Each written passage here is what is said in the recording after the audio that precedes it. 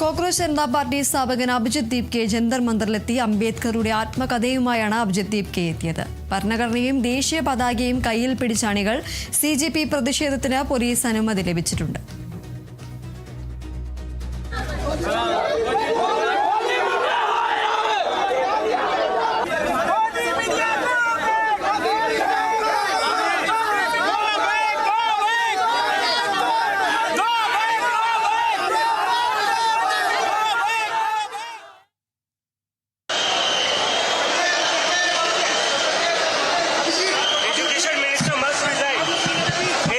Minister must resign. 5 students have committed suicide. देखिए, लोग तो आएंगे, बहुत सारे लोग आएंगे. हमारा 500-600 लोगों का हम लोग का एक्सपेक्टेशन है. ज्यादा भी आएंगे, बहुत ज्यादा आएंगे. हम लोग को फूल देने के लिए बोला है. हम लोग कोऑपरेशन करेंगे पूरे तरीके से. शांतिपूर्वक प्रोटेस्ट करने के लिए लोग आए हैं. प्लीज आप सभी का कोऑपरेशन मांगा जा रहा है.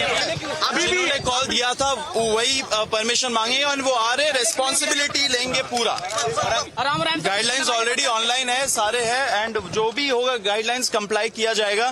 सब लोग प्रोटेस्ट करने पीसफुली तरीके से आए, सारा कोऑपरेशन के साथ करने आए हैं.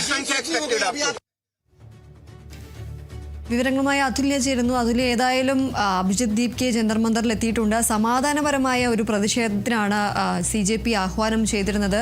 അതേ രീതിയിൽ തന്നെയാണോ ഇപ്പോൾ പ്രതിഷേധം പോകുന്നത്? ദീപ്തി, അഭിജിത് ദീപ് കെ ഡൽഹിയിലെത്തി, ജന്തർ മന്ദിറിലെത്തി ഇപ്പോൾ പ്രതിഷേധം ആരംഭിച്ചിട്ടുണ്ട്. 10 മണി മുതൽ 5 മണി വരെയാണ് പ്രതിഷേധത്തിന് സമയം നൽകിയിട്ടുള്ളത്. ഇപ്പോൾ നമ്മൾ ഈ കേട്ട പ്രതികരണം എന്ന് പറയുന്നത് കോക്രോച്ച് ജനതാ പാർട്ടിയുടെ ഭാരതത്തിലെ തന്നെ ഏറ്റവും പ്രധാനപ്പെട്ട വക്താവ് എന്ന് പറയുന്ന സൗരവ് ദാസിൻ്റെ പ്രതികരണമാണ്. അദ്ദേഹം പറഞ്ഞതുപോലെ തന്നെ സമാധാനപരമായിട്ടുള്ളൊരു പ്രതിഷേധത്തിനാണ് ആഹ്വാനം ചെയ്തിട്ടുള്ളത്.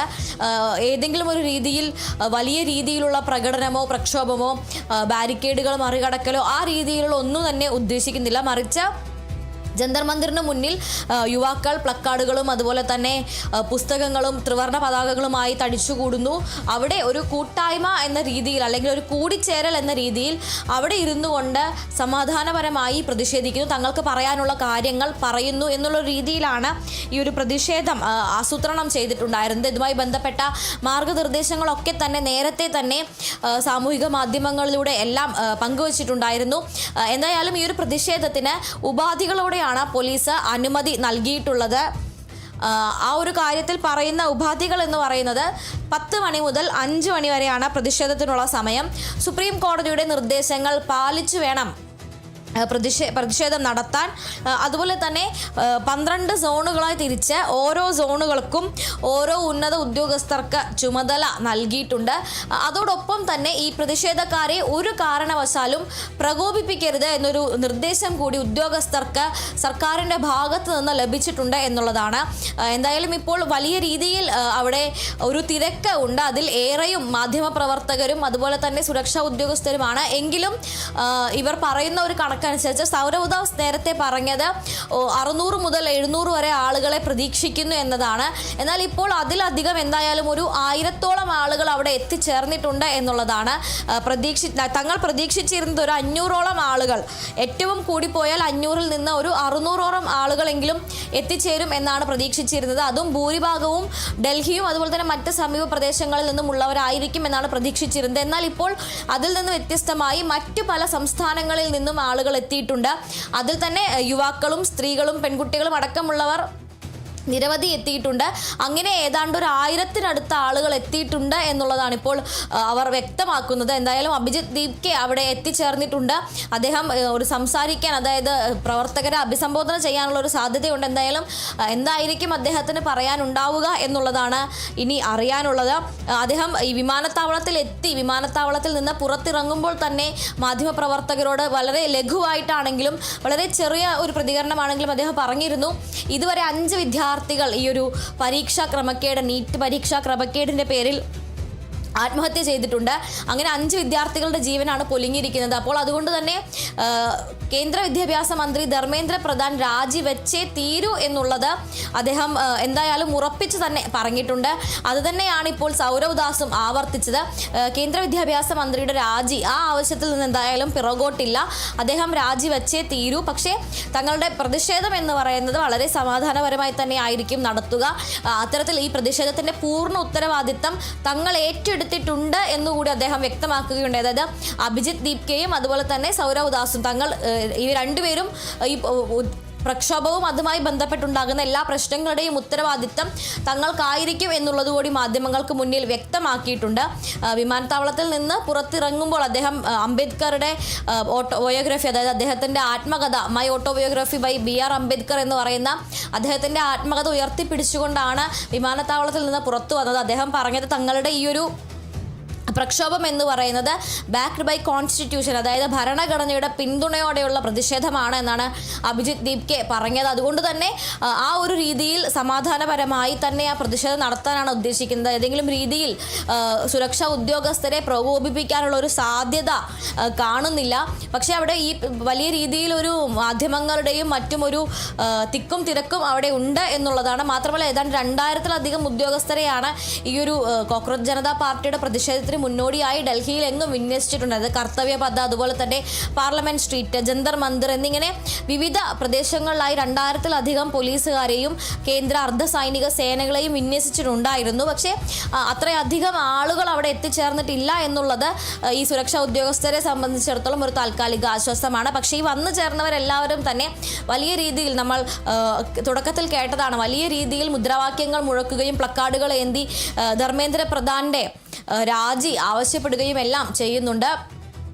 ഈ കഴിഞ്ഞ മെയ് 16-നാണ് ഈ ഒരു ആക്ഷേപഹാസ്യ സംഘടന അല്ലെങ്കിൽ ആ ഒരു സറ്ററിക്കൽ ആയിട്ടുള്ള ഒരു മൂവ്മെന്റ് എന്നുള്ള രീതിയിൽ ഈ ഒരു പ്രസ്ഥാനം രൂപം കൊള്ളുന്നത്. അതൊരു രാഷ്ട്രീയ പാർട്ടി എന്നതിലുപരി ഒരു ആക്ഷേപഹാസ്യ അല്ലെങ്കിൽ ഒരു സറ്ററിക്കൽ മൂവ്മെന്റ് എന്നുള്ള രീതിയിലുള്ള ഒരു പ്രസ്ഥാനമായിട്ടാണ് കോക്രോച്ച് ജനതാ പാർട്ടി രൂപം കൊള്ളുന്നത്. അതായത് ചീഫ് ജസ്റ്റിസ് ആയിട്ടുള്ള സൂര്യകാന്ത് ശർമ്മ അദ്ദേഹം ഇന്നത്തെ ഇന്ത്യൻ യൂത്ത് എന്ന് പറയുന്നത്, ഇന്ത്യൻ യുവത്വം എന്ന് പറയുന്നത് വളരെ അലസരാണ്, ഒരു പണിയും ചെയ്യാതെ മടിയന്മാരായി ഇരുന്ന് എല്ലാത്തിനെയും അഭിപ്രായം പറയുക മാത്രം ചെയ്യുന്ന അലസരായ പാറ്റകളെ പോലെയാണ് എന്നുള്ളൊരു വിമർശനത്തിൽ നിന്നാണ് ഇതിൻ്റെ എല്ലാം തുടക്കം. അപ്പോൾ തങ്ങൾക്ക് ലഭിച്ച ആ ഒരു വിമർശനത്തെ അല്ലെങ്കിൽ ആ ഒരു പരിഹാസത്തെ തന്നെ ഐഡന്റിറ്റി ആക്കി മാറ്റിക്കൊണ്ട്, അല്ലെങ്കിൽ ആ ഒരു പരിഹാസം, ആ ഒരു വിമർശനം അതിനെ തന്നെ സ്വന്തം സ്വത്തുമാക്കി മാറ്റിക്കൊണ്ട് അഭിജിത്ത് ദീപ്കെ എന്ന ഒരു ഗവേഷക വിദ്യാർത്ഥി, അതായത് അദ്ദേഹം നിലവിൽ അമേരിക്കയിലെ ബോസ്റ്റണിലെ ഗവേഷക വിദ്യാർത്ഥിയാണ്. ആ അഭിജിത്ത് ദീപ്കെ എന്ന ഗവേഷക വിദ്യാർത്ഥി ആരംഭിച്ച ഒരു പ്രസ്ഥാനമാണ് ഈ കോക്രോച്ച് ജനതാ പാർട്ടി. എന്തെന്നാൽ വളരെ കുറഞ്ഞ മണിക്കൂറുകൾ കൊണ്ട് തന്നെ അതിന് ലഭിച്ച പിന്തുണ വളരെ വലിയതായിരുന്നു. പ്രത്യേകിച്ചും ഇത്തരത്തിൽ പ്രത്യേകിച്ച് ഇന്ത്യയിലെ മൊത്തം യുവത്വത്തെ തന്നെ ബാധിക്കുന്ന നിരവധി പ്രശ്നങ്ങളിൽ ഒരു ആത്മരോഷം പൂണ്ടിരിക്കുന്ന ഒരു ജനതയെ റിലേറ്റ് ചെയ്യാൻ ഈ ഒരു പ്രസ്ഥാനത്തിനായി എന്നുള്ളത് കൊണ്ട് തന്നെ അതിന് ലഭിച്ച പിന്തുണ വളരെ വലിയതായിരുന്നു. അതിനെ തുടർന്നാണ് അങ്ങനെയെങ്കിൽ എന്തുകൊണ്ട് ജനകീയമായിട്ടുള്ള പ്രശ്നങ്ങൾ CJPക്ക് ഏറ്റെടുത്തുകൂടാ എന്ന് അഭിജിത്ത് ദീപ്കെ ചിന്തിക്കുന്നത്. അതിനെ തുടർന്ന് കോക്രോച്ച് ജനതാ പാർട്ടി ഏറ്റവും ആദ്യമായി ഏറ്റെടുക്കുന്നത് നീറ്റ് CBSE പരീക്ഷാ ക്രമക്കേടുകളാണ്. നീറ്റ് UG പരീക്ഷാ പേപ്പർ ചോർച്ച, അതുമായി ബന്ധപ്പെട്ടുണ്ടായ ആത്മഹത്യകൾ, അതുമായി ബന്ധപ്പെട്ടുള്ള മറ്റ് NTA-യുമായി ബന്ധപ്പെട്ടുള്ള ക്രമക്കേടുകൾ, അതുപോലെ തന്നെ കോയംറ്റ് കമ്പനിക്ക് കരാറ് കൊടുത്തതടക്കമുള്ള കാര്യങ്ങൾ, ഇതിലെല്ലാം തന്നെ CJP വലിയ രീതിയിൽ ഇടപെടുകയും കേന്ദ്ര വിദ്യാഭ്യാസ മന്ത്രി ധർമ്മേന്ദ്ര പ്രധാന്റെ രാജി ആവശ്യപ്പെടുകയും ചെയ്തു. ആ ഒരു ക്യാമ്പയിൻ, അതായത് ഈ ഒരു ജനകീയ വിഷയം ഏറ്റെടുത്തുകൊണ്ടുള്ള ധർമ്മേന്ദ്ര പ്രധാന്റെ രാജി ഏറ്റെടുത്തുകൊണ്ടുള്ള ഒരു ക്യാമ്പയിൻ, അത് വളരെ വേഗം ആളുകളിലേക്ക് പടർന്നു. നിരവധി ആളുകൾ ഇതിനെ അനുകൂലിച്ചുകൊണ്ട് എന്തുകൊണ്ട് നമുക്കിതൊരു പ്രതിഷേധമാക്കിക്കൂടാ എന്നുള്ള രീതിയിൽ ആലോചനയുമായി മുന്നോട്ട് വന്നു. ആ ഒരു പിന്തുണയോടുകൂടിയാണ് പാറ്റകൾ അല്ലെങ്കിൽ കോക്രോച്ച് ജനതാ പാർട്ടി തെരുവിലേക്ക് ഇറങ്ങാൻ തീരുമാനിച്ചത്. ദ കോക്രോച്ചസ് ആർ ബാക്ക് എന്ന പേരിൽ അവർ തെരുവിലേക്ക് ഇറങ്ങുകയാണ്. അങ്ങനെയാണ് ഈ ഇന്നത്തെ പ്രതിഷേധം അതിന് ഒരു പിന്തുണ അല്ലെങ്കിൽ ഒരു ആസൂത്രണത്തിലേക്ക് എത്തുന്നത്. എന്തായാലും ഈ ജെൻസി യുവത്വത്തെ സംബന്ധിച്ചിടത്തോളം തങ്ങൾക്ക് ലഭിക്കുന്ന പരിഹാസങ്ങളെ എങ്ങനെ ഒരു വ്യക്തി സ്വന്തമാക്കി എടുക്കുന്നു എന്നതിൻ്റെ മറ്റൊരു ഉദാഹരണം കൂടിയാണ് ഈ ഒരു കോക്രോച്ച് ജനതാ പാർട്ടി എന്നത്. അതിനെ ഏത് രീതിയിൽ ആണ് പ്രതിരോധിക്കേണ്ടത് എന്നുള്ളതാണ് ഇപ്പോൾ സർക്കാരിൻ്റെ ഭാഗത്ത് നിന്നുണ്ടാകുന്ന ഒരു നടപടി. എന്തായാലും അവരെ പ്രകോപിപ്പിച്ചുകൊണ്ടോ അടിച്ചൊതുക്കിക്കൊണ്ടോ മുന്നോട്ട് പോകാനാകില്ല എന്നുള്ള നിലപാട് ആണ് നിലവിൽ സർക്കാർ സ്വീകരിക്കുന്നത് എന്നുള്ളത് ആശാവഹമായ കാര്യമാണ്. മാത്രമല്ല മറ്റൊരു കാര്യം, ഇന്നത്തെ ഈ ഒരു പ്രശ്നത്തിൽ ഏതെങ്കിലും രീതിയിൽ അഭിജിത്തിനെയോ മറ്റ് യുവ നേതാക്കളെയോ അറസ്റ്റ് ചെയ്യുകയോ അല്ലെങ്കിൽ അത്തരത്തിലുള്ള നടപടികളിലേക്ക് കടന്നാൽ സ്വാഭാവികമായും അത് അവർക്ക് ലഭിക്കാനുള്ള ജനപ്രീതി അല്ലെങ്കിൽ അവർക്ക് നിലവിൽ ലഭിക്കുന്ന ജനസമ്മതി അത് കൂടുതൽ വർദ്ധിപ്പിക്കുകയേ ഉള്ളൂ. അതുകൊണ്ട് തന്നെ അതിന് എന്തായാലും മുതിരില്ല എന്ന് തന്നെയാണ് കരുതുന്നത്. അതിൻ്റെ ഭാഗമായി തന്നെയാണ് ജന്തർ മന്ദിറിൽ ഉപാധികളോടെ പ്രതിഷേധിക്കാനുള്ള ഈ അനുമതി നൽകിയതും എന്ന് വേണം കരുതാൻ. എന്തായാലും ഇപ്പോൾ നിലവിൽ സമാധാനപരമായി പ്രതിഷേധം നടന്നുകൊണ്ടിരിക്കുകയാണ്. അവിടെ ആളുകൾ എല്ലാവരും തന്നെ പ്ലക്കാർഡുകൾ ഉയർത്തിയും ത്രിവർണ്ണ പതാകകൾ ഉയർത്തിയും അവിടെ സമാധാനപരമായിരുന്ന് മുദ്രാവാക്യങ്ങൾ വിളിച്ചുകൊണ്ട് പ്രതിഷേധിക്കുകയാണ്. ഏതെങ്കിലും രീതിയിലുള്ള അക്രമങ്ങളിലേക്കൊന്നും തന്നെ കടക്കാനുള്ള സാധ്യത കാണുന്നില്ല. മാത്രമല്ല ഏതാണ്ട് 1000-ഓളം പേർ മാത്രമാണ് അവിടെ എത്തിച്ചേർന്നിട്ടുള്ളൂ. അതിൻ്റെ എത്രയോ ഇരട്ടി പോലീസ് സേന ചുറ്റുമുണ്ട്. പക്ഷേ എങ്കിൽ പോലും ഏതെങ്കിലും രീതിയിലൊരു അനാവശ്യമായ പ്രകോപനം ഇല്ലാതെ അവിടെ ഒരു പ്രശ്നം ഉണ്ടാകില്ല എന്ന് തന്നെയാണ് നമുക്കിപ്പോൾ പറയാൻ കഴിയുന്നത്.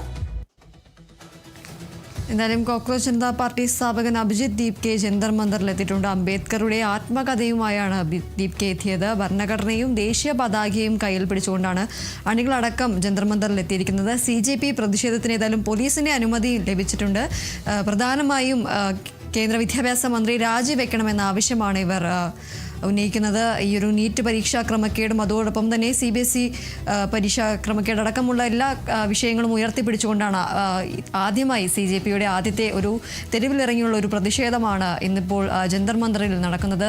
തികച്ചും സമാധാനപരമായ ഒരു പ്രതിഷേധമാണ് ഉണ്ടാവുക എന്നതാണ് CJP അടക്കം വ്യക്തമാക്കുന്നത്. ഏതായാലും